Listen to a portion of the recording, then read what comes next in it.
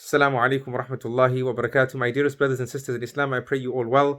May Allah bless you all. May Allah accept our deeds, and welcome to another episode in our series Moments with Allah subhanahu wa ta'ala. Today's moment comes from Sahih al-Bukhari, and in particular from the narration of Shaddad ibn Aus, a famous companion of the Prophet sallallahu alaihi wasallam. And because this narration is in Sahih al-Bukhari, it is beyond doubt authentic. And here we learn that the Prophet ﷺ teaches us the best of istighfar. As such, the scholars call it Sayyidul Istighfar, the best of all istighfar. And the Prophet ﷺ in this narration teaches us that whoever says this dhikr, seeks forgiveness this way, during their morning and passes away, during that day, they will pass away forgiven. And whoever, as long as they say the dua obviously, and they have good thoughts about Allah subhanahu wa ta'ala, they have hope in Allah subhanahu wa ta'ala, they have good thoughts that they are forgiven when they say it, and they pass away in that day, they will pass away forgiven. And if they say it in the evening and they pass away in the evening, having good hope in Allah and good thoughts about Allah subhanahu wa ta'ala, that they are forgiven when they say it, they will pass away forgiven as well if they pass away in the evening and they say this in the evening in this manner. With good thoughts about Allah and hope in Allah subhanahu wa ta'ala.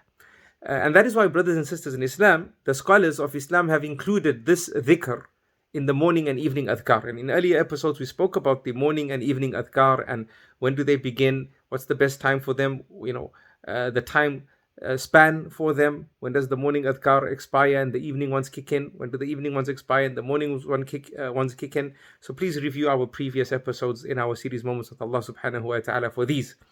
Now, in terms of this dhikr, the Prophet sallallahu alaihi wasallam teaches us, Allahumma, O Allah, Anta Rabbi, you are my Lord, La ilaha illa ant, there is no one worthy of worship besides you, Khalaqtani, you created me, وأنا عبدك, and I am your servant, your slave, وأنا على عهدك ووعدك ما استطعت, and I am upon my covenant towards you and my promise to you to the best of my abilities, in a manner that is to the best of my ability.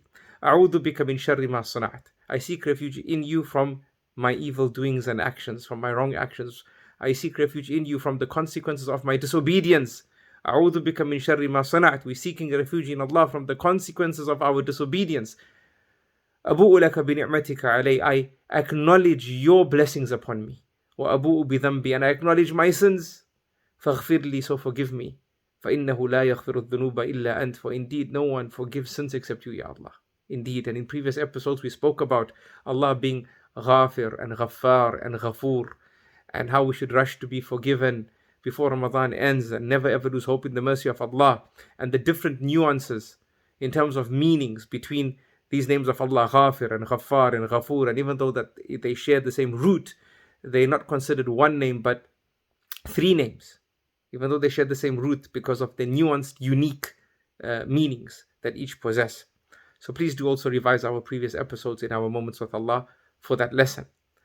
So subhanallah, this dua, the best of istighfar, is just phenomenal, because in it we acknowledge exactly who Allah is, and we acknowledge exactly who we are, how elevated and divine and majestic He is subhanahu wa ta'ala, and how in need of Him we are, and how dependent we are on Him subhanahu wa ta'ala. Right? So a slave really brings out his remorse, his regret, and acknowledges his sins, and acknowledges Allah's favors upon him or her, stating that, Ya Allah, you are a being that no disobedience should be done towards, because you've done only good and everything for us.